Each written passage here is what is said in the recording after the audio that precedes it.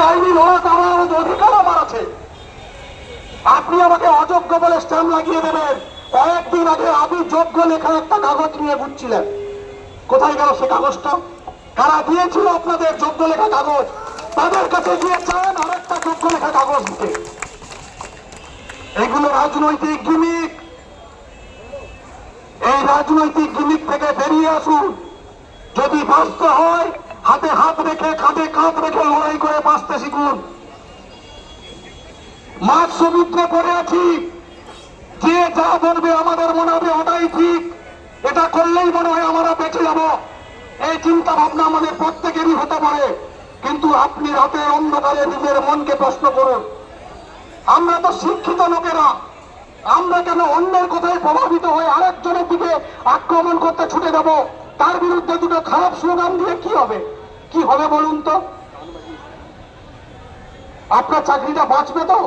যদি বেঁচে যায় 19,000-এর চাকরি, জোরে জোরে মাইক বাজিয়ে আমি বলছি আপনার মাইকের দিকে আমি দাঁড়িয়ে থাকবো। বাজান জোরে গান, আপনার চাকরিটা বেঁচে যাক, আমি এটাই দেখতে চাই। এই গান যদি আপনার চাকরিটা বাঁচিয়ে দেয়, আমি আপনার দিকে দাঁড়িয়ে থাকবো।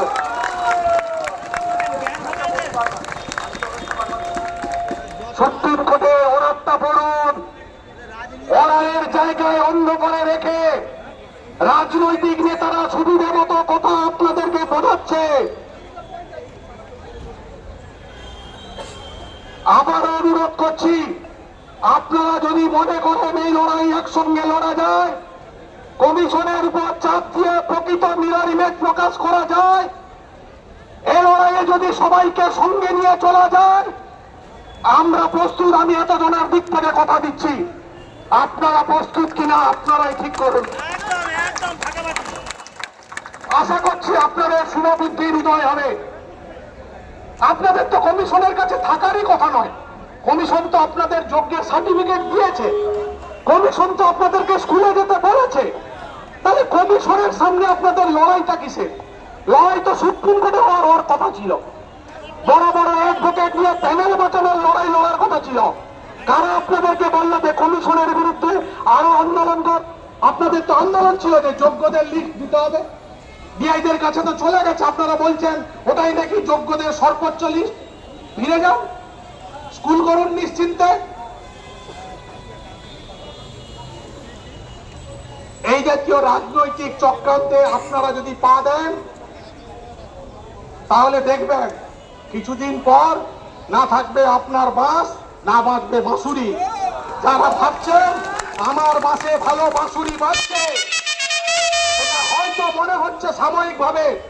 এ মাসের 30 তারিখ হয়তো আপনার বেতন ঢুকবে, হয়তো আমার ঢুকবে না, কিন্তু আপনি মনে রাখুন আপনাদেরকে ব্যবহার করে ফেলে দেওয়া হবে। কিংবা দেখা যাবে কমিশনকে যেমন আপনারা চাপ দিয়ে ভোট কাউন্সিলিং এর পরেও সবাইকে যোগ্য সার্টিফিকেট নিয়ে স্কুলে পাঠিয়েছে, আমরাও চাই সেই চাপটা দিয়ে সিবিআই এর হার্ড ডিস্কটাকে না মেনে, কমিশনের নাম্বারটাকে মেনে আমরাও স্কুলে যেতে চাই।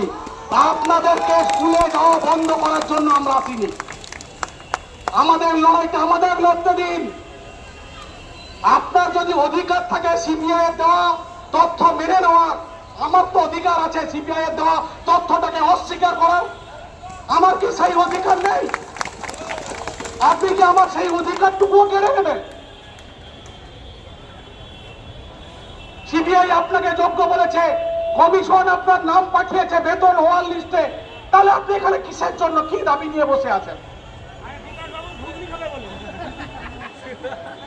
আপনার জাগ্রত বিবেকের কাছে করজোড়ে আমার এই প্রশ্ন থাকলো। আশা করি আপনার শিক্ষিত জাগ্রত বিবেক এই প্রশ্নের প্রকৃত উত্তর দিতে পারবে।